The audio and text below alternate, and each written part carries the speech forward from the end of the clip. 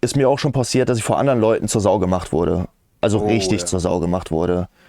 Und das geht halt gar nicht. Also als Vorgesetzter geht das nicht, vor anderen Menschen, die Person, die gerade was vielleicht nicht richtig gemacht hat, komplett zur Sau zu machen. Was würdest du denn verbessern wollen an deinem Arbeitsplatz, wenn du das jetzt könntest? Thema Führungskräfte. Leicht ab und zu auch mal die Führungskräfte irgendwo in Schulungen schicken, wo sie lernen, wie sie mit den Leuten umzugehen haben.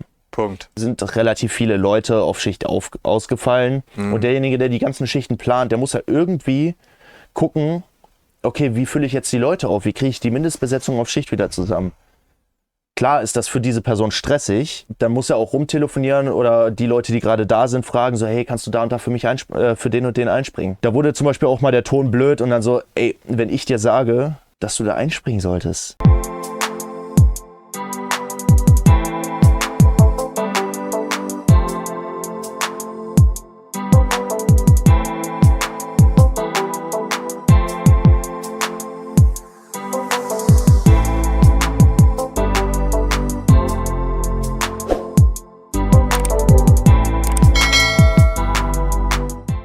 Ja, dann mein typischer Beginn. Grüß dich. Schön, dass du dir Zeit genommen hast für das Interview. Und ja, stell dich gerne den Zuschauern einmal vor, wer du bist, und dann vielleicht mal so kurz anteasern, über was wir dann quatschen werden. Ja, freut mich, dass ich hier sein darf. Ich bin Niklas, ich bin jetzt 25 Jahre alt und genau, ich arbeite aktuell als Chemikant und da werden wir uns jetzt ein bisschen darüber unterhalten, wie ist das dazu gekommen und wie sieht der Beruf überhaupt aus? Und da wird der Sven mir bestimmt jetzt ein paar Fragen zu stellen. Genau, die sind entsprechend ja vorbereitet und ja, jetzt Teil 1 wird sich hauptsächlich darum drehen und Teil 2 machen wir dann ja nochmal über das, was du dir nebenbei aufbaust. Genau, richtig. Ist ja auch eine schöne Sache. Und nicht wundern, ja, ich habe hier mir Bizeps-Sehne abgerissen, also falls der eine oder andere sich fragt, was ich hier sitze mit so einem Ding. Ja, dann erzähl mal gerne direkt, wie bist du nämlich genau dazu gekommen, jetzt Chemikant zu werden, weil wir hatten ja Vorgespräch, so wie mit jedem hier, du hast es ja nicht gelernt, deswegen so gerne mal so ein bisschen den Lebensweg auch bis dahin so erzählen. Genau, also ich habe ursprünglich mal den Beruf Industriemechaniker gelernt. Ne? In der gleichen Firma auch, also ich bin seit ich 16 Jahre alt bin und meine Ausbildung begonnen habe, in der gleichen Firma bisher. Und ich habe Industriemechaniker gelernt und fand das auch gut soweit. Ne? Also ich habe wirklich Spaß am Technischen gehabt und so weiter und habe gesagt, okay, Industriemechaniker, klasse. Und dann habe ich den Firmenstandort gewechselt nach der Ausbildung direkt. 400 Kilometer, also schon eine ordentliche Strecke tatsächlich. Ach, daher jetzt Baden-Württemberg oder was? Richtig, genau. Ja. Genau. Okay. Ja, wir sind ja hier in Duisburg. Ne? Also übrigens noch an der Stelle aller Ehrenwert, dass du hier hingefahren bist, 4 Stunden. Ja, 4 Stunden Autofahrt. Ne, also ein Beispiel dran nehmen für die Leute da draußen, die dann bei einer Stunde Entfernung, ja, ich weiß nicht. Ja. Ging ein bisschen zwischendurch fast draufgegangen, aber ich sitze hier, also von dem her alles cool. Ja. Deswegen, also finde ich echt gut. Ja, erzähl gerne weiter. Genau, dann bin ich als Industriemechaniker, habe ich praktisch den Firmenstandort gewechselt, bin aber in der Firma geblieben nach meiner Ausbildung. Noch mit 2 Ausbildungskollegen zusammen, haben dann auch eine WG gemacht und so.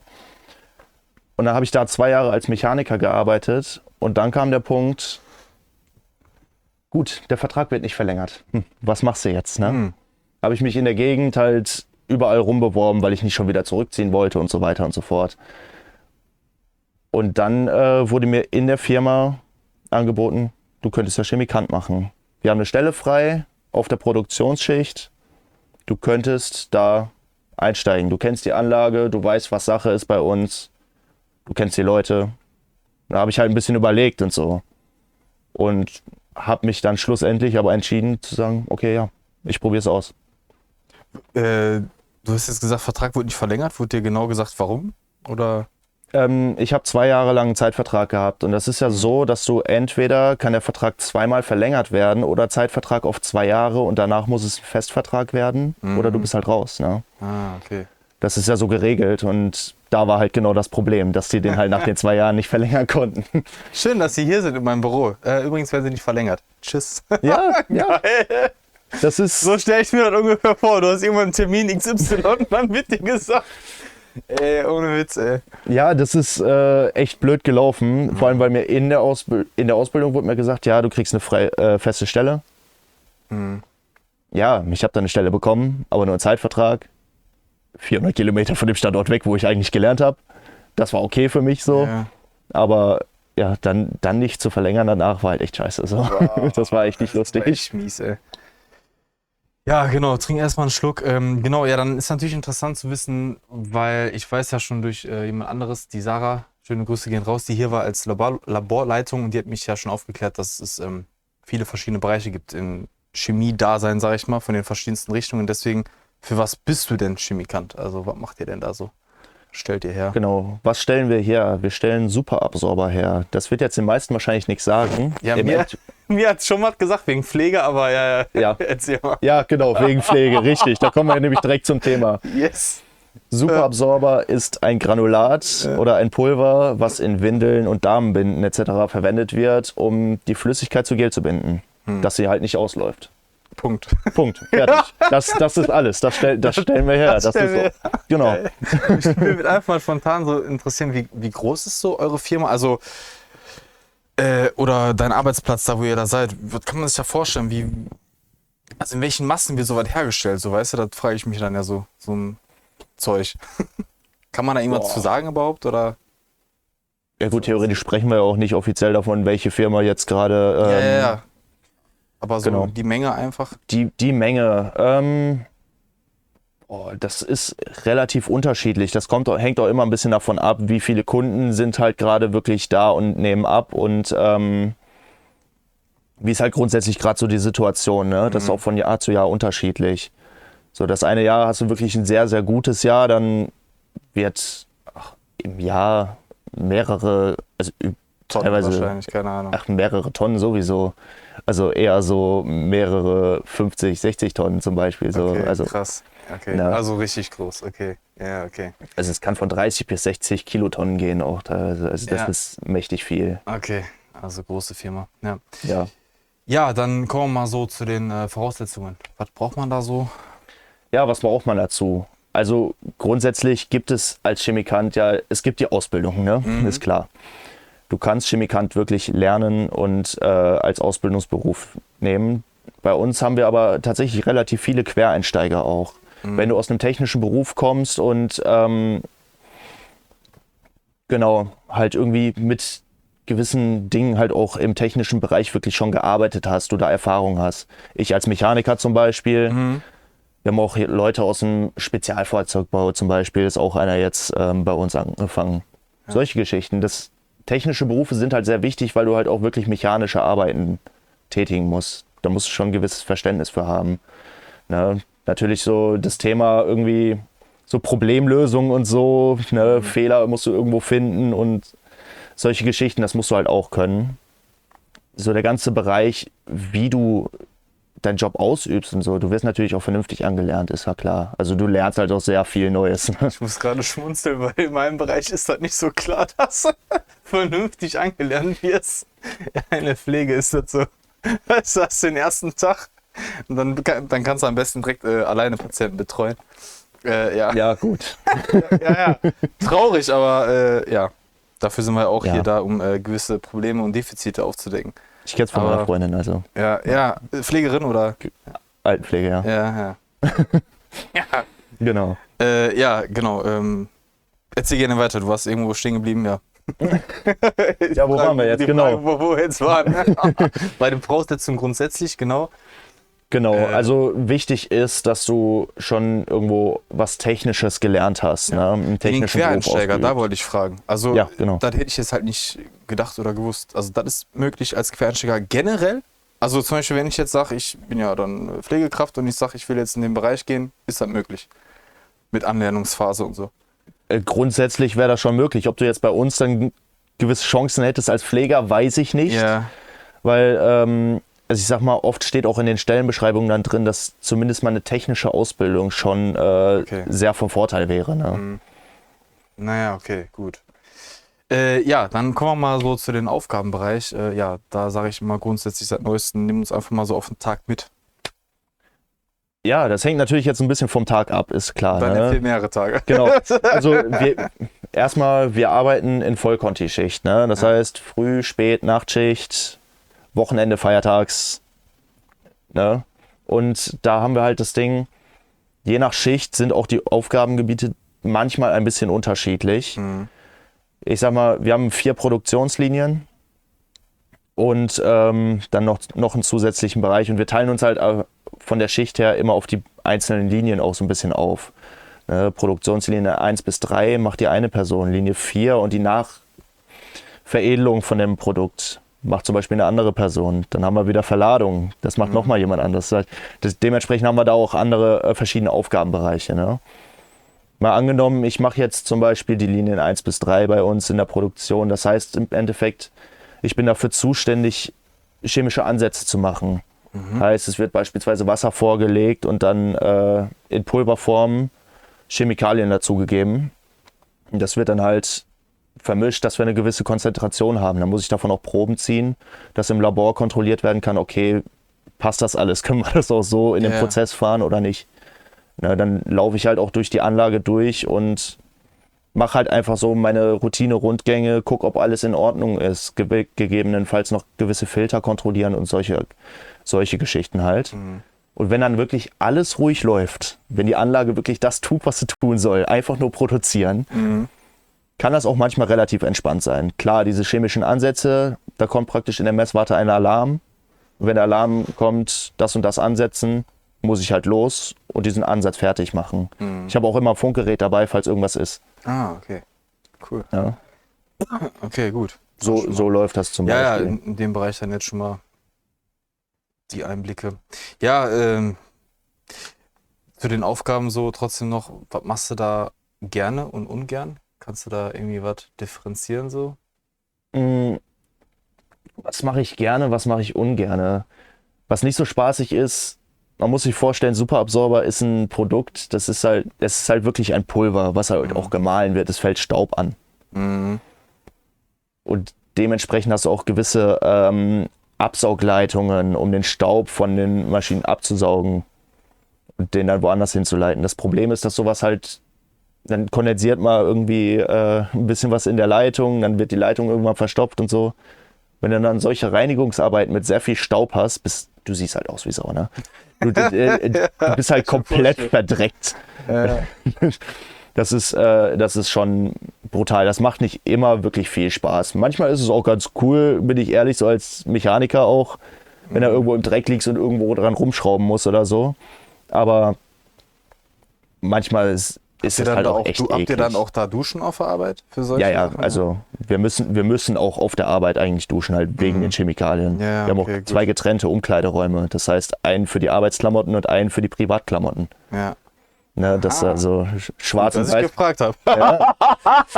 Das ist, nee, ist tatsächlich so. Das ist, das sollte auch so sein. Ja, ist ganz ja dann ehrlich, auch ne? wichtig, wenn ich sowas höre, dass du da voll pulverisiert wirst mit irgendeinem Zeug, wäre da vielleicht nicht so verkehrt, generell sich danach mal ein bisschen dann abzuwaschen, so, ne? Ja, Grundsätzlich, nicht nur für sich, so wegen, dass man sich einfach dann nicht gerade so geil fühlt damit, sondern ja, das hat auch seinen Sinn dahinter hat.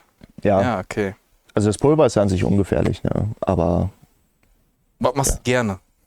was mache ich gerne? Das ist auch wirklich, was macht man gerne, was man macht. Tagesabhängig, oder? Das ist tagesabhängig, ne? Das ist auch teilweise wetterabhängig, weil beispielsweise an sich bin ich auch gerne in der Entladung. Das heißt, wenn wir Tankwagen bekommen mit Chemikalien oder auch teilweise mit dem Zug oder auch mit Schiff. Also es kommt auch über den Rhein, über den Hafen dann mit dem Schiff abgeladen. Wenn das Wetter schön ist das teilweise auch echt angenehm. So vor allem dann bist du am Hafen, ne, bist du ein bisschen draußen und so. Das ist halt relativ entspannt und irgendwie cool. Du kannst dich so ein bisschen mit dem Schiffspersonal unterhalten. Das macht irgendwie Spaß. Ne? Das ist, wenn sie jetzt nicht gerade Zeitdruck haben. Ja. Ja, aber das macht dann schon wirklich Spaß auch. Also das ist dann auch eine sehr entspannte Arbeit, sag ich mal. Ne? Aber das ist so, im Endeffekt kann dir jede Aufgabe Spaß machen, aber auch keinen Spaß machen. Das ist wirklich es kommt immer darauf an, wie schlimm ist es und wie häufig kommen dann irgendwelche Geschichten in einer Schicht dran. Ist ja letztendlich auch alles eine Einstellungssache. Aber da kommen Das wir ja noch ist, ein bisschen mehr zu Teil 2 mit Persönlichkeitsentwicklung. Da kommen wir in Teil 2 nochmal zu, genau. Ja. Aber ist ja wirklich so, ja. Deswegen schön, dass du so gesagt hast. Das ist ja tagesformabhängig und ja. Also grundsätzlich macht mir allgemein der Job echt Spaß. Also, ne, das ist auch absolut wichtig. Wenn ich da jeden Morgen aufstehen würde und oh, ich hasse diesen Job, ich will da nicht hingehen, also dann das aber hat ja keinen Wert. Ja Aber auch genug. Die, ja, natürlich, die natürlich. Das machen und dann trotzdem sich irgendwie dahin quälen. Ne? Kann ich auch wieder ein Beispiel jetzt aus meiner Zeit erzählen von heute oder von gestern, wo ich jetzt hier dann im Krankenhaus unterwegs war. Ey, ich komme ja aus dem Krankenhaus, so, aber jetzt war ich nach Jahren mal wieder so wirklich im Krankenhausgeschehen dann quasi etabliert durch die paar Stunden, die ich da von A nach B geschickt wurde. Reinstes Chaos. Also generell, also wie die Leute da auch ticken, so, ich weiß nicht, also das ist echt sehr, sehr interessant. Du merkst bei manchen Leuten so, dass sie so, wie soll ich sagen, die wollen unbedingt irgendwie, weiß ich nicht, ein bewusstes Auftreten haben, in denen die einfach dann laut reden oder keine Ahnung, so. Ich nehme jetzt das Heft an der Hand. Hatte ich heute auch dann so eine Schwester, weißt du, so eine, weil weil du musst dir vorstellen, ich war irgendwo da hingeschickt worden. Ich weiß, wir schweifen jetzt kurz ab, aber ja, ne, so. So ist halt der Alltag. So da hingeschickt worden zu irgendeiner Station für die Prämedikation, für die OP. Und ja, da sind sie aber hier falsch. Und auch direkt so, als ob ich was dafür kann. So, ich wurde halt hier hingeschickt, so, ne, keine Ahnung. Ja, dann gucke ich mal, wer jetzt dafür verantwortlich ist. Also so auch die ganze Zeit mal gesprochen, so, weißt du, so richtig gestellt dann. Ja, genau. Geben Sie mir mal die Unterlagen. Ja, nee, du hast schon gesehen, vielleicht war die da auch da, die Stationsschwester oder so, also die Stationsleitung oder so, aber so dieses Vorbrechen, sondern nicht, weißt du, ja, so wie jetzt. Ich habe einfach nur so ein bisschen gelächelt und geschmunzelt und ich so, ihr habt ein scheiß Leben, dachte ich mir die ganze Zeit einfach so sorry, so, weißt du, aber ey. Ja, klingt blöd, aber ja. Klingt blöd, aber weiß ich nicht, also dass generell viele Menschen so irgendwie was überspielen müssen, um irgendwas darstellen zu wollen für was dann auch immer, so denke ich mir dann immer so, welchen Mehrwert bringt dir das gerade als Person selber? Ja. Null. Einfach null. Richtig. Aber ja, so war es dann halt heute, ne? Ja, wir kommen wieder zurück, liebe Freunde. So, wir bleiben natürlich beim Beruf. Ja, so Thema Stressempfindung. Ist das für dich so, dass du da trotzdem als stressig empfindest? Grundsätzlich gibt es ja dann, wie gesagt, gerade wieder Berufe, wo jeden Tag die Leute da hingehen, machen da trotzdem. Erzähl mal einfach. Ne, grundsätzlich würde ich den Beruf nicht als stressig deklarieren. Es kommt natürlich auch, klar, vielleicht ist es auch in anderen Firmen, an anderen Standorten, vielleicht läuft es da auch anders. Das weiß ich jetzt persönlich nicht. Ja, aber wenn wir wirklich ruhige Tage haben, wo mal wirklich die Anlage läuft und das tut, was sie soll, dann kannst du halt auch wirklich morgens zur Frühschicht kommen und auch einfach mal einen Kaffee trinken mit deinen Kollegen. Ja, und mal zusammensitzen und sich unterhalten und dann ist alles gut. Klar, das ist eine Störfallanlage, das heißt, wenn in der Messwarte ein Alarm aufläuft und der stellt mir möglicherweise irgendwas in der Anlage ab, dann muss ich halt rennen. Ja. Dann sagt der Messwartenfahrer, jo, Niklas, da und da, das Problem, musst du mal nachgucken gehen, was da los ist. Da musst du halt auch direkt los, ne? Weil nicht, dass dann irgendwie Produktionsausfall ist. Dafür sind wir ja auch da. Ja. Ist klar, aber im Normalfall läuft es schon ruhig. Wir haben Tage, da bist du wirklich springst du im Dreieck, weil einfach nichts läuft. Aber das ist ja interessant, was du sagst. Also das heißt ja wirklich, damit man mal so für die Zuschauer, weil ja, auf jeden Fall bei einer großen Firma bist du tätig. Worauf ich hinaus will, ist, wenn ja, dafür seid ihr da und habt die Funker und so, weil wenn ja eben halt mal nicht was läuft, so eine Maschine oder wie auch immer, was die dann da herstellt, dass das natürlich direkt in die Kosten geht, ne? Ja, immens. Natürlich. So, ne? Also ich hatte nämlich ja auch einen Industriemechaniker hier, auch wenn er jetzt Chemikant, aber einfach so, weil der auch mit großen Anlagen, dann sagt er, ja, das ist auch gut angekommen, so dieser Reel, den ich da rausgeschnitten habe, ja, 30.000 Euro Verlust in einer Stunde. Dass der Chef dann schon sagt, ja, mach bitte zügig, weil ja, dein Jahresgehalt quasi mehr oder minder geht quasi gerade hier in eine Stunde drauf, wo du vielleicht dann weniger schnell agierst oder so. Deswegen einfach jetzt nur so zu der Wichtigkeit, dass ihr da ja auch wirklich mal ad hoc Ja, da sein absolut, muss. absolut. Ne? Die Produktion muss laufen. Das ist halt, die Anlage läuft im Normalfall 24/7 das ganze Jahr. Wir haben geplante Stillstände, wo dann mal Dinge gemacht werden, wo die ganze Anlage steht. Arbeiten und so was, ne, oder was? Genau, Wartungsarbeiten, Umbauarbeiten und so weiter. Das ist klar, ne? Das ist geplant Aber und das krass, ist einkalkuliert. Ne? Das stell ich mir So. auch gerade so vor, als Riesenbesitzer von so einer Firma, dass du ja, natürlich musst du solche Dinge einplanen, aber man weiß ja, was so ein Tag dann einen selbst an Umsatz bringen würde. Und also wenn man dann die Zahlen weiß und dann so, boah, die Zahlen setzen jetzt an den Tag aus, nur für Kontrolle, Wartung, was weiß ich. Ja, klar. Krass. Also ich versuche mich gerade so in der höchsten Position zu versetzen, aber ja, muss halt gemacht werden. Okay, wird natürlich auch ein Budget dann eingeplant, aber interessant. Boah, da würde ich mal gerne wissen, wie viel das so ist dann. Wie viel Millionen wahrscheinlich, Ja, also die man da eigentlich verdienen könnte, wo man einfach nichts macht. Ja, so genau kann ich dir das tatsächlich Ja, auch ja, gar nicht sagen. Ne? Also Klar, ja, aber interessant. Ja. klar, da könnte natürlich einiges verdient werden in der Zeit. Auf der anderen Seite musst du halt aber auch sehen, die Anlage muss ja ab und zu mal stehen, um gewartet zu werden, weil gewisse Dinge kannst du halt während laufender Produktion einfach nicht machen. Mhm. Dann muss die Anlage einfach mal stehen, um das machen zu lassen. Weil wenn die dann spontan ausfällt, weil es nicht gemacht wurde, dann sind die Kosten noch mal viel höher. Ja, stimmt. Dann hast du noch größere Probleme. Vor und bist allem, am dann Arsch. heißt das ja auch schnell, warum wurde das nicht gemacht an Tag Eben. XY, ne? Ja. Und wenn du es planen kannst, dann kannst du auch gewisse Teile bestellen, Ersatzteile und so weiter und so fort, gewisse Spezialfirmen und so weiter, wenn das geplant ist. Wenn das ungeplant passiert, musst du das alles spontan irgendwie so schnell wie möglich regeln und das wird natürlich deutlich teurer. Ja, klar. Ja, was mich auch mal so interessiert, ist natürlich das Verhältnis so unter dem Kollegium. Wie ist das so bei euch? Verhältnis zu den Kollegen, aber auch zum Vorgesetzten. Wie würdest du das beschreiben? Also grundsätzlich bei uns in unserer Produktionsanlage jetzt sind wir wirklich alle per Du. Also der Standortleiter, mit den spreche ich auch mit Du an. Ja. Mhm. Das wurde mir tatsächlich fast am ersten Tag schon gesagt, so hey, wir sind ja eine große Familie, wir sind ja alle per Du.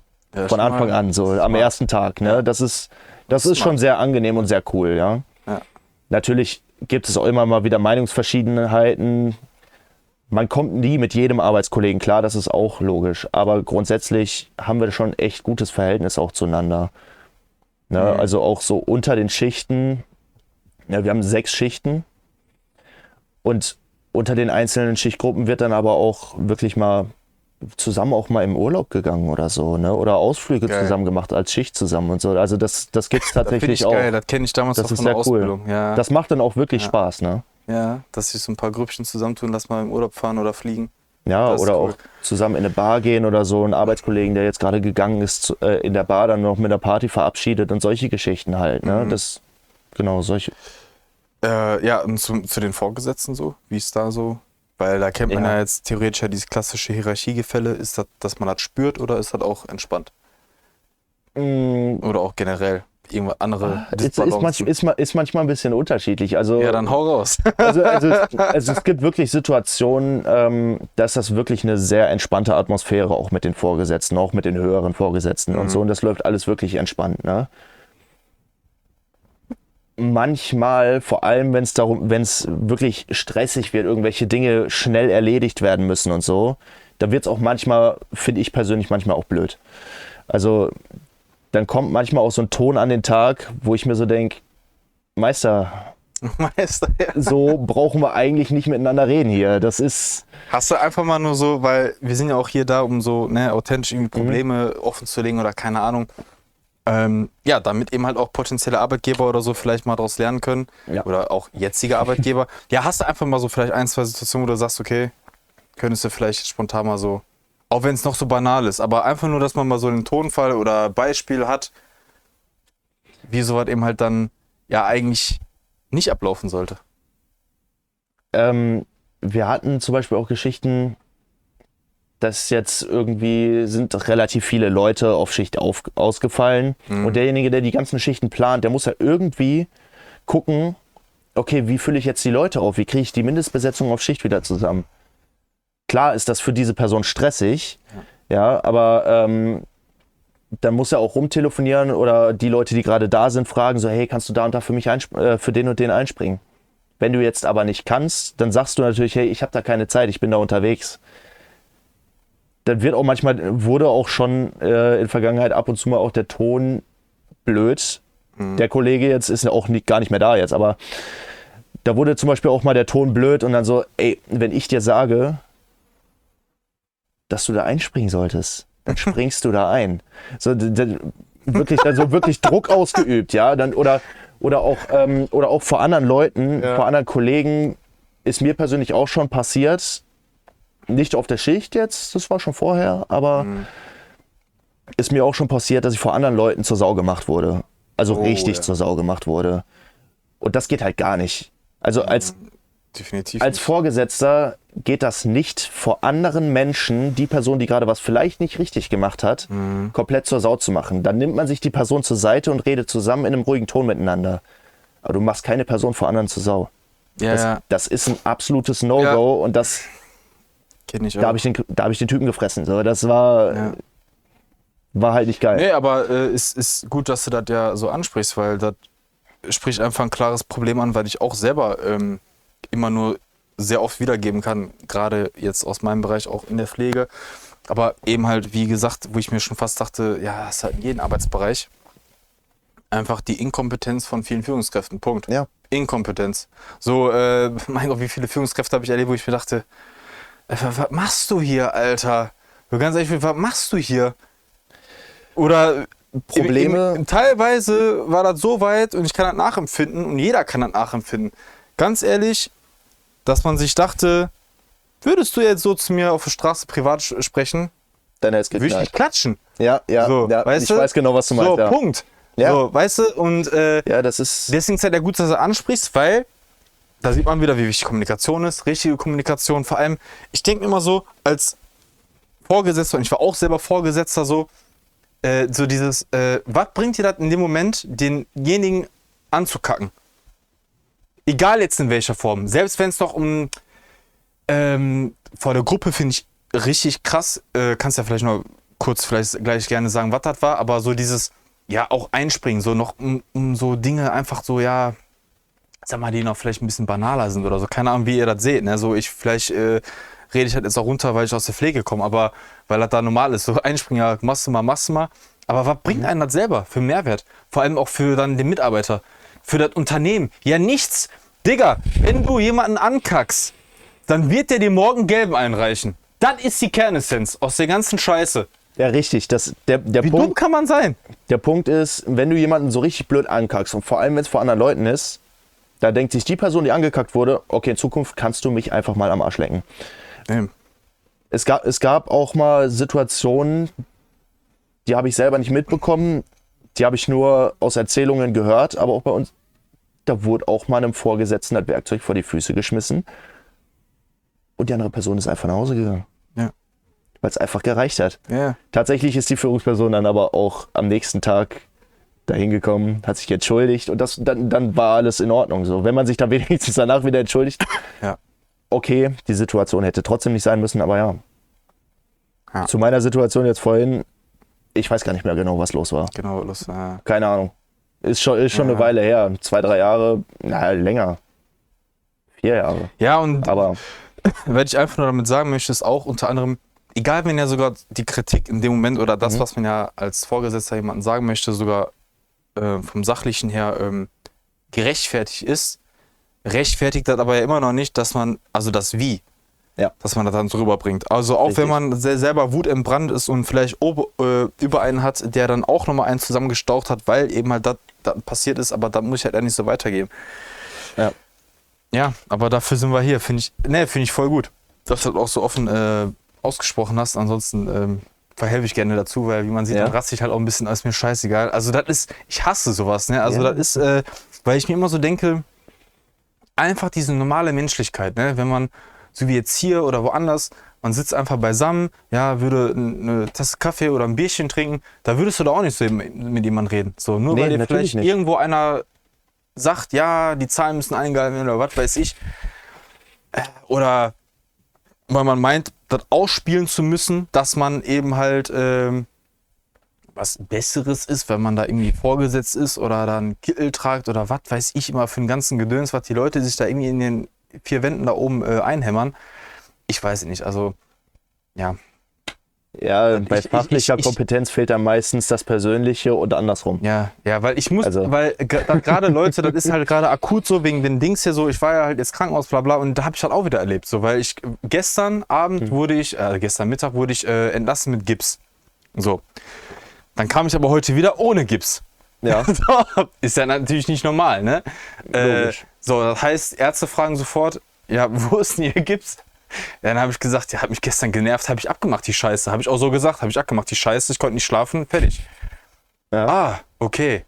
So, und das war jetzt besser. Ist ja, was habe ich Ihnen gerade gesagt? Ich so, ja, das war besser.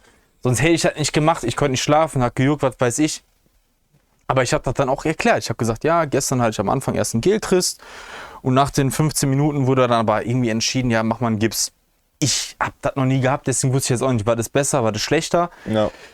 Ja, und dann habe ich halt das, dann wurde mir eine Minute vielleicht Zeit gegeben, dass ich das mal erklären kann. Aber so wirklich, dass da jetzt auch drauf eingegangen wurde, war jetzt auch nicht so. Das war, du hast einfach gespürt schon, da ist jemand, der die Fachkompetenz des Arztes anprangert. Oh mein Gott. So, weißt du? Wo ich mir denke, Du bist als ja, Patient da. generell als Mensch, ob Arzt, Dings, bist du ich? Nein. Ja, du bist ja das Subjekt. So, du kannst doch nicht, ich kann doch nicht in dir hineinfühlen, wie du dich gerade empfindest. Nee, eben. Also So. als Arzt sollte man ja der Person oder dem Patienten dazuhören eigentlich, aber gut. Ja.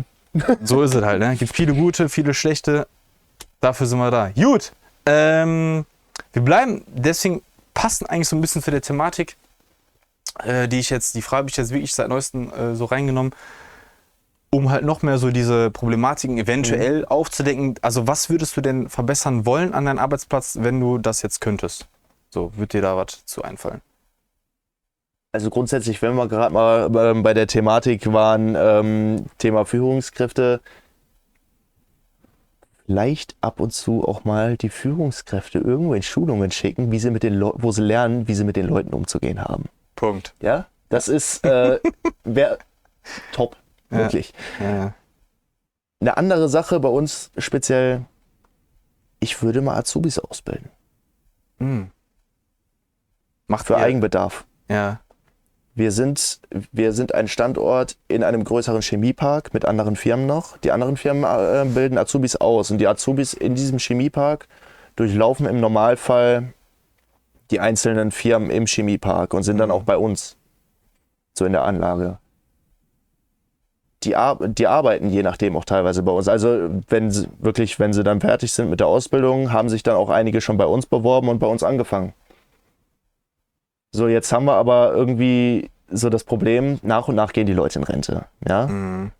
Wenn man vor einigen Jahren schon angefangen hätte, selber Auszubildende zu haben und die für Eigenbedarf auszubilden, dann würden die direkt die Anlage kennen, die würden die Leute kennen, die wären direkt in der Firma drin, weil sie für Eigenbedarf ausgebildet werden, dementsprechend noch eine Stelle bekommen. Du würdest dir direkt den Nachwuchs ranziehen für die Leute, die in Rente gehen. Weil wenn viele Leute auf einmal in Rente gehen, geht halt ein Haufen Erfahrung flöten auf einen Schlag. Ja. Aber das passiert Finde bei ich, uns leider nicht. Finde ich eine sehr, sehr Das gute ist- Denkweise, die du da hast, ja. Ist, weiß ich nicht, aber wir haben trotzdem nicht unsere eigenen Azubis. Krass. Die anderen Firmen auf dem Vor allem, Chemiepark schon, vor aber allem- wir. Vor allem, wenn du ja auch noch gesagt hast, also wir wollen halt einfach keine Firmennamen nennen, so, ne, was halt aber eine große Firma ist, das ist ja dann, das noch, trink ruhig einen Schluck. Ja, das ist. Da muss man erstmal einen Schluck trinken, so. Ja. Ja. Also da finde es ich ist es eine gerade sehr, selber es ist eine sehr große Firma. Also es ist halt wirklich, an sich ist es ja ein Konzern weltweit, ne? Ja, sogar das noch. Ja. Und wir haben halt verschiedene Standorte in Deutschland. Da bin ich ja schon von einem Standort hier in der Nähe zum anderen Standort da unten gewechselt. So. Ja. Es ist schon sehr, sehr groß, ne? Würde dir noch irgendwas einfallen, was du verbessern wollen würdest, oder sagst du, das sind jetzt so zwei Das Sachen, sind so die dir 2 jetzt- Punkte, wo ich sage, okay, das wäre sollte wirklich, wirklich mal cool. Aber ja, Okay, sonst. Reicht war dann nicht auch so. eigentlich, ne? Ja, Zwei eigentlich schon. Zwei wichtige Punkte reichen, Also glaub ich. meiner Meinung nach sehr wichtige Punkte sogar. Ja, eben. Vor allem Führungskompetenz, ja. Ja, so, die Leute, die bisher jetzt noch dran sind, würde das natürlich auch interessieren, so, wie könnte es weitergehen? Also, wie sind so die Aufstiegsmöglichkeiten als Chemikant potenziell? Wo kannst du da hingehen? Weißt du das? Also grundsätzlich fängst du erstmal als normaler Anlagenfahrer an, beziehungsweise halt als jemand, der wirklich nur in der Anlage selber unterwegs ist, Ansätze macht und so weiter. Dann kannst du dich irgendwann zum Messwartenfahrer noch weiterbilden. Das heißt aber, also du gehst ja jetzt nicht irgendwie auf Schule oder sonst was. Als Messwartenfahrer, da hockst du dich dann halt wirklich regelmäßig dann in der Messwarte zu dem aktuellen Messwartenfahrer dazu, stellst Fragen und lernst es dann halt auch, ne? Und eignest dir dann was an. Oder sagst halt auch aktiv, ich möchte das lernen, bitte zeig mir was. Ja.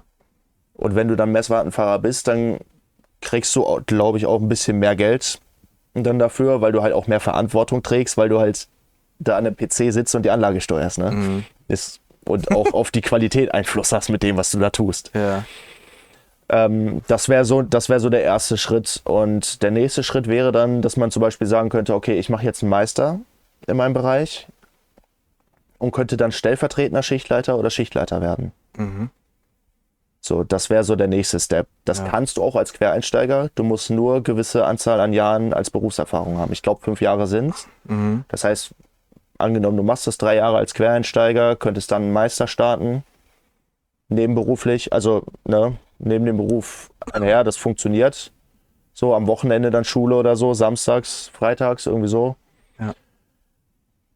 Dann dauert das halt ein bisschen länger und dann hast du irgendwann den Meister. Wenn du den Meister hast, hast du dann auch deine Berufserfahrung voll. Und dann könntest du theoretisch auch Schichtleiter machen oder Stellvertreter. Okay, und da ist dann Ende, so quasi jetzt in dem Segment. So in oder? dem Bereich, ja. Ja. Also ich glaube, alle Ja, die man Leute, kann die Ja, man kann ja wahrscheinlich noch nebenbei irgendwie studieren und so in den Bereichen und... nicht zwingend. Also so zum Beispiel auch einer, der auch Meister, der hatte auch Meister und ist jetzt zum Beispiel bei uns Tagschichtmeister, nennt sich das. Das heißt, das ist jetzt der Das ist Typ. nur der Meister am Tage. Ja, der war ganz normal bei uns auf Schicht. Ja. Und ist jetzt derjenige, der sich darum kümmert, der sich jetzt um den Schichtplan kümmert und so weiter und so fort, um den Ablauf. Ja, und ist dementsprechend nur noch untertags da, verdient aber wahrscheinlich mehr als ein Schichtleiter. Ja. Natürlich hat er die Schichtzulagen nicht mehr, aber verdient mehr als ein Schichtleiter. Also das ginge auch noch, allerdings ist die Stelle einmal vergeben, so die bleibt dann auch erstmal eine Weile besetzt. Ne? Wahrscheinlich, ja. Ja, dann kommen wir natürlich auch so zu der Thematik, weil Verdienst, wie verdienen wir unser Geld? Also, ja, was kann man denn dann so erwarten als Chemikant? Grundsätzlich vielleicht, also ich weiß jetzt nicht, bei Großkonzernen kann man, glaube ich, behaupte ich jetzt mal aus Erfahrung, auch aus dem Krankenhausbereich immer ein bisschen mehr verlangen, oder habt ihr da Tariflöhne oder erzähl einfach mal. Das geht bei uns nach Tarif, also Chemietarif. Chemietarif ist grundsätzlich schon mal gut. Also die Leute, die wissen, wieso die Tarife alle so sind, Metall, Chemie und so weiter, die wissen auch, kann man mitarbeiten auf jeden Fall. Ja. Ich sag mal, gut, in der Schichtarbeit jetzt ist das ja sowieso so ein Ding. Als Chemikant arbeitest du im Normalfall Schicht. Damit muss man auch erstmal klarkommen grundsätzlich. Das ist auch gar nicht mal so unwichtig, weil wenn du damit nicht klarkommst, kannst du es eh vergessen. Ja, stimmt, ja. Und Schicht gibt halt gewisse Zulagen. Ja. Und das hängt halt wirklich, ist von Monat zu Monat echt auch unterschiedlich, was du dann am Ende netto auf dem Konto hast. Ne? Aber grundsätzlich Haben wir so ein kannst du paar mal Zahlen gute raus, 2,8 bis 3,5 netto kannst du auf jeden Fall verdienen. ja. Das ist im doch schon Monat. mal, das ist Also, doch schon mal ordentlich. genau. Also wenn man immer noch bedenkt, dass der heutige Durchschnitt, glaube ich, bei 1,5 oder so netto in Deutschland liegt. Ja. Ja, das ist doch gut. Sehr gut. Ja, kommen wir zum Thema Akzeptanz. Die Frage, ich glaube, mit einer der echt wenigsten Fragen, die ich bisher jeden gefragt habe. Deswegen finde ich immer so interessant, was dabei so rumkommt. Ja, Akzeptanz, Ansehen so bezüglich des Berufes in der Gesellschaft. Ist das so, ja, Chemikant, ja gut, lass mal wieder weiter ein Bierchen trinken. Oder kommen da schon ein paar mehr Fragen? Oder so? Es gibt original eine Frage, die stellt mir fast jeder, Jetzt kommt's. wenn ich erzähle, dass ich Chemikant bin. Und zwar kommen alle mit Breaking Bad an. Ah! Geil! Kein Scheiß. Stimmt! Die Serie Breaking Bad, yo! Ja. So, also kannst du dann auch, und ich schlag immer die Hände über den Kopf zusammen. Kannst du dann auch Guck die Person. essen? Ja. Wirklich. Das ist geil. Das ist die meistgestellte Frage zu dem Beruf, die ich gehört habe. Ja, was ist das denn? Es ist kein Scheiß. So sitzt du so abends so eine Grillrunde. Ah, warte mal, du kannst also kochen. Wir machen erstmal ein Business, weißt du? Geil. Ja. Und dann muss ich erstmal erklären, okay, Freund, ich bin in der Produktion unterwegs. Die Leute, die dir den Scheiß zusammenkochen können, die hocken im Labor. Ja. Das muss ich jedes Mal erklären. Ja, ich kann nicht mehr. Ey. Das ist echt gerade so geil. Aber da sieht man wieder, wie vielseitig halt der Beruf Chemikant halt auch ist, ne? Dass man anscheinend doch viele direkt vor den Kopf so denken, ja, dann kann er hier kochen, dies, das und zusammenmixen und was weiß ich da alles. Ich meine, gut gelernte Chemikanten haben auch ein bisschen mehr Ahnung von Chemie als ich wahrscheinlich, weil ich halt als Quereinsteiger da rein bin. Aber so Kochen und hin und her, das geht dann doch eher, glaube ich, ein bisschen in Richtung Labor. Ja. So, und das ist Geil. Sonst noch irgendwelche grundsätzlich. Reaktionen so oder Fragen oder so, was da kommt so? Ja, sonst finden das viele auch sehr interessant, weil sie sich auch sonst tatsächlich nicht viel darunter vorstellen können. Ich glaube, das ist tatsächlich auch ein Problem, weshalb die Frage immer kommt. So, aber viele können sich nicht viel darunter vorstellen und fragen dementsprechend schon relativ viel nach. Was machst du? Wie sieht denn das aus? Was hast du für Aufgaben und so weiter? Also es interessiert die Leute schon. So, Chemikant, ja, was ist das? Deswegen einschalten. Ja, also genau, könnt ihr deswegen mal, ist das Interview hier. Ja, genau, könnt ihr mal gerne auch kommentieren, was ihr dann bis dato jetzt selber gedacht hättet, was man so als Chemikant alles machen müsste, weil ich bin jedes Mal überrascht, ich hatte jetzt einmal Laborleitung hier, aber zwei Industriemechaniker und so, das ist schon interessant mit diesen ganzen Anlagen, Chemie und was dir da, das ist ja so, du bist ja Chemikant. Ja. Ja. Und im Aber auch so Endeffekt, bei anderen Sachen, Lehrer, ja, was machst du jetzt genau, also was machst du genau als Lehrer, als das? Ja, das ist ja, ja, eben, das ist halt manchmal gar nicht so einfach irgendwie zu verstehen oder so, wenn du einfach nur den Beruf hörst, denkst du so, ja, okay. ja. So, Chemie. aber Ja, man hat dann einfach, glaube ich, sofort, wahrscheinlich so, keine Ahnung, irgendwelche Formeln im Kopf von damals von der Schule und da diese Tabelle da. ja.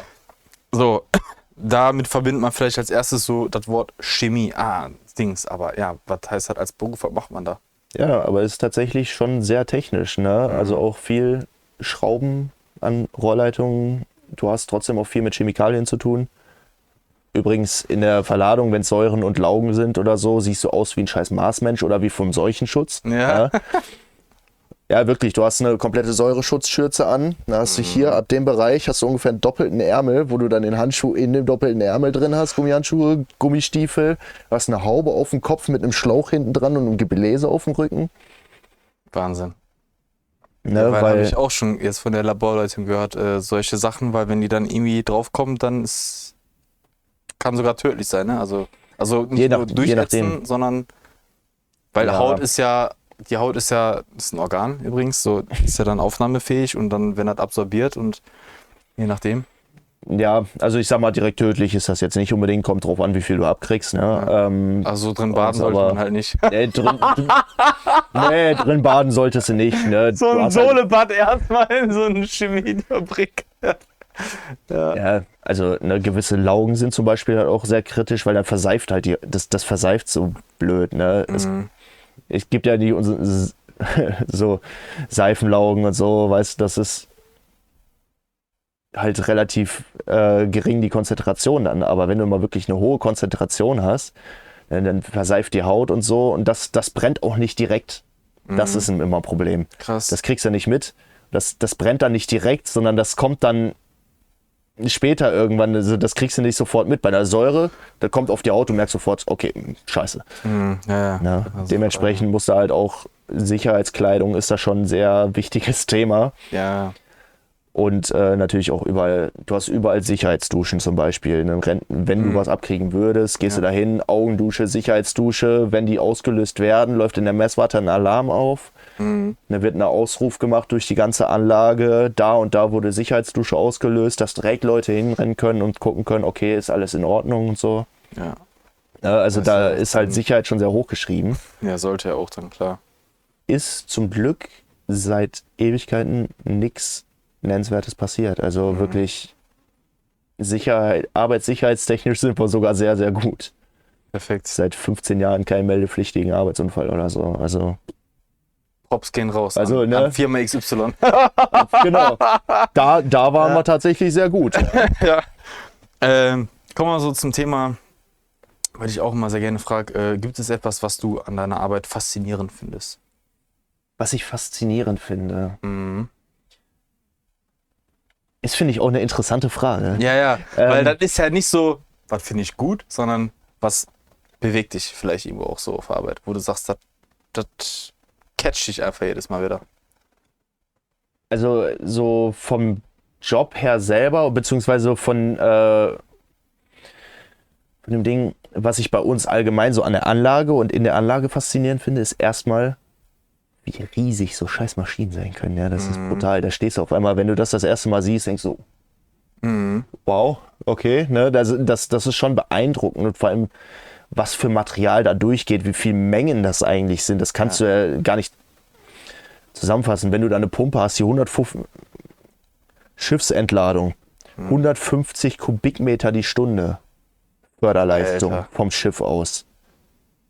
So 130 bis 150 Kubik. Ja.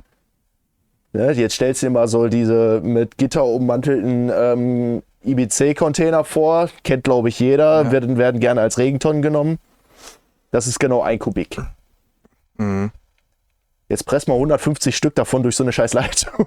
Boah, eine Stunde, ne? Solche Sachen finde ich sehr beeindruckend und faszinierend. Aber was ich auch faszinierend finde, ist zum Beispiel, wir stellen ein Pulver her, was in Windeln Flüssigkeit zu Gel bindet. Und am Anfang sind das alles irgendwelche flüssigen Dinge, die zusammengekippt werden, gefühlt, ja. Stimmt, ey, jo, gut, dass du das sagst. So, das ist so. Ja, flüssig wird zu fest und fest bindet flüssig. So habe ich doch gar nicht drüber nachgedacht. Ja, so, oder? Ja, aber hast recht, ja. Ja, genau. Das ist auch sehr faszinierend, ne? Das irgendwie Denk ich so, auch gerade so, wenn man drüber nachdenkt. da reagieren gewisse Chemikalien miteinander, bilden ein Pulver und Granulat im Endeffekt am Ende. Aber am Ende soll es wieder das Flüssige Ja. auffangen. Also so weit habe ich gar nicht drüber nachgedacht. Ne? Ich fand das einfach nur faszinierend, was eigentlich aus so flüssigen Chemikalien dann auf einmal so ein Pulver wird am Ende. Ja, weißt du Bescheid? Aber du hast jetzt auch einen Schritt weiter gedacht.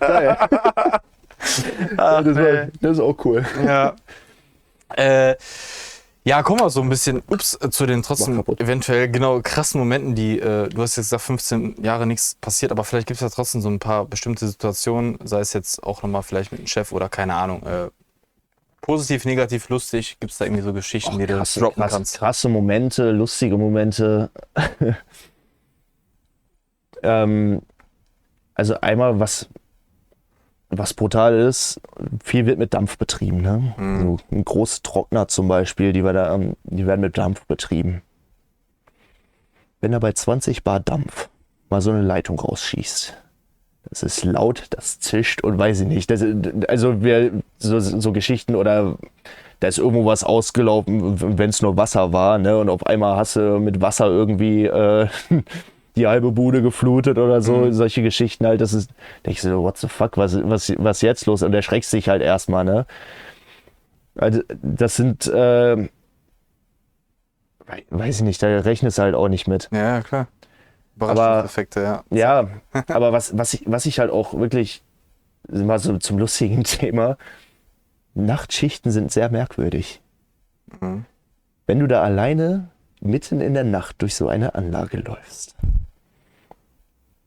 und du bist dir sicher, es ist keiner mit dir in diesem Anlagengebäude. Ja, das ist jetzt vielleicht weniger auf die Anlage an sich bezogen, aber das ist, Nachtschichten sind echt komisch. Also wirklich, du bist müde vielleicht oder irgendwie gerade ein bisschen Banane im Kopf, fährt da auf einmal der Aufzug rauf und runter. Tür geht auf, Tür geht zu, Aufzug fährt weiter runter. Nee, war aber keiner in der Anlage. Ich war mit erste Nachtschicht von mir auf Schicht. Bin ich mit dem Kollegen oben in der Anlage gewesen, auf einmal hörst du quer durchs Treppenhaus. Hallo! Der Kollege, der mich eingelernt hat und ich, wir standen da, gucken uns beide an, so, hast du das gerade auch gehört? Ja. Gut, okay, wenn du es nicht gehört hättest, hätte ich es nicht geglaubt. Ja. Sind zurück in der Mess. Warte, war einer von euch da? Nee. Was? Nachtschichten sind einfach spooky. Nachtschichten sind wirklich spooky, ja. Also das ist auch sehr krass. Das muss man mal bedenken. Also das ist, manchmal hast du das Gefühl, du wirst einfach nur bescheuert, ne? Ja. Aber sonst, keine Ahnung, so wirklich krasse Momente. Wenn du keine hast, passt. Ne? Ja, eine Sache noch, das war wirklich krass. Also da sind wir, da war eine Maschine, ist nicht hundertprozentig rund gelaufen. Ne? Da war schon so ein bisschen, hat es halt so leicht irgendwo rausgedämpfelt oder so, das kann mal passieren. Wenn du dann aber auf diese Ebene, wo die Maschine ist, rausgeht und hörst das Rauschen und Machen und Tun und traust dich dann nicht näher als 5 Meter an die Maschine ran oder 10, weil das da so heftig an Dampf rausscheppert, denkst du dir so, oh. Also wirklich, da erschreckst du dich halt wirklich und du kriegst auch wirklich mal Angst, weil Dampf ist heiß. Ja, klar. Dampf ist heiß, ist scheiße heiß. Da musst du richtig, richtig aufpassen, ne? Das ist dann auch nicht ganz ungefährlich und so, ne? Da musst du auch weiträumig dann absperren und so und gucken, okay, wo liegt das Problem? Da musst du gegebenenfalls was abstellen, um das dann wieder in den Griff zu kriegen auch, ne? Ja, liebe Leute, Teil 1 ist quasi jetzt fast zu Ende. Letzte Ja. Frage. So quasi für die jetzt bis hierhin zugehört haben, was würdest du so den Menschen da draußen mit auf den Weg geben wollen, die auch überlegen, jetzt diesen Beruf einzuschlagen? Gibt es da irgendwas, was du nochmal vielleicht droppen kannst? Ich glaube, es ist halt wichtig, sich vorher auch mal wirklich zu überlegen, okay, so technische Arbeiten und so weiter, ist das alles was für mich, ja? Deswegen, wenn du das Video jetzt gesehen hast, hast du vielleicht mal einen Einblick bekommen, ja, wie sieht denn die ganze Geschichte aus, ja? Was macht man da überhaupt in dem Beruf? Das ist natürlich von Firma zu Firma wieder ein bisschen unterschiedlich, ist klar. Aber solche Sachen, das ist wichtig, dass du dich damit beschäftigst und einfach mal siehst, okay, könnte das was für mich sein? Vielleicht machst du erstmal ein Praktikum, kann auch nie schaden. Richtig. Ja. Und Schichtarbeit. Du musst mit Schichtarbeit klarkommen. Das ist ein wichtiges Thema. Ja, weil Tag-Nacht-Rhythmus und alles, ja, muss man können. wir hatten eine Kollegin, die hat wieder aufgehört, weil sie mit Nachtschichten nicht klargekommen ist. Ne? Und hat das dementsprechend nicht lange gemacht. Und das ist halt wirklich wichtig, dass du dich damit beschäftigst. So kommst du damit klar, nachts zu arbeiten. Ist das für dich okay, an Feiertagen zu arbeiten und am Wochenende auch mal? Ja. Klar, das wird gut vergütet, aber es gibt viele Menschen, die sagen mittlerweile, nee, dann will ich das nicht. Ja. Ja. Ja, weil am Wochenende Leben stattfindet. Das Bei ist so, vielen Sachen, ja. ist wichtig, dass du dich damit vorher beschäftigst, bevor du dann nachher in einem Vorstellungsgespräch sitzt und denkst, ach, ich muss Schicht arbeiten. Ja. Ich muss an Feiertagen arbeiten. Ach nö, dann Das sind so Dinge, die sollen einem bewusst sein. Dafür ist ja das Interview da, meine lieben richtig. Freunde. Richtig. Also das sind so wirklich Sachen, die sind wirklich wichtig. Ansonsten, wenn dich das Thema Chemie und so weiter interessiert, guck dich mal ein bisschen um. Vielleicht mal Praktikum machen, je nachdem, wie alt du jetzt auch bist. Wenn du gerade auf der Suche bist, so nach der Realschule beispielsweise eine Ausbildung oder nach dem Abi. Wenn du auf der Suche bist, mach ein Praktikum, erkundige dich einfach mal ein bisschen. Und dann findest du da auch wirklich raus, ob das was für dich ist oder halt auch nicht. Genau. Gut, dann schließen wir hier mit Teil 1. Ganz wichtig von meinen Gästen, nicht bei allen, aber in deinem Fall schon, in der Videobeschreibung die Links mal abzuchecken zu Niklas. Und ja, dann würde ich sagen, sehen wir uns dann im nächsten Video wieder. Für uns geht es dann jetzt hier gleich mit Teil 2 weiter. Ciao, ciao. Ciao, ciao.